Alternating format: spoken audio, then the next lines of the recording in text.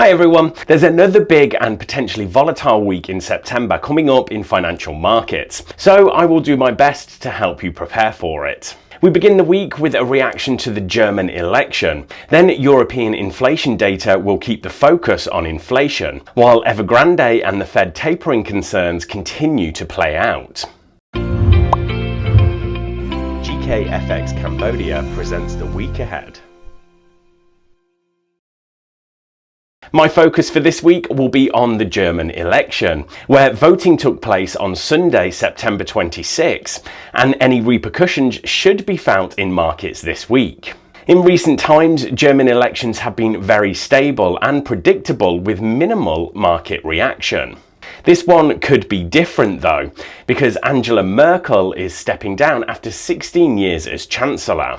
That means a new leader and new policies that can affect the European economy, international trade and specific German industries, not to mention the stocks of the companies in those industries. I won't delve into individual stocks, but let's look at what could happen to the DAX 40 index and the euro currency.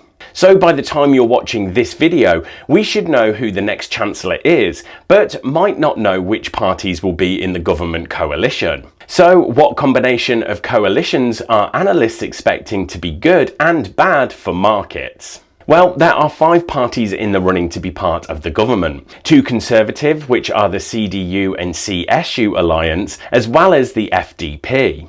2 Liberal parties, the SDP and Greens, and 1 more hard left called Die Linke.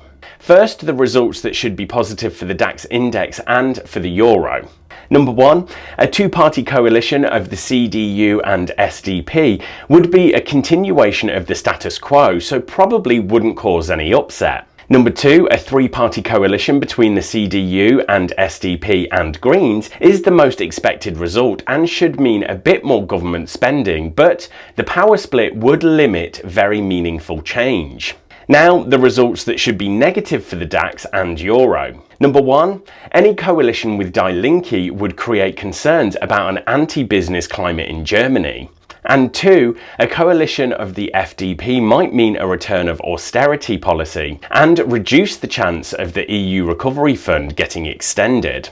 But remember, with elections, there is the knee-jerk reaction in markets and then the longer-term impact on the economy, which are not always too easily to separate beforehand. Oh, and guys, can I just please ask that you give a quick tap of that like button for the YouTube algorithm, and it will really help a lot more people see these videos.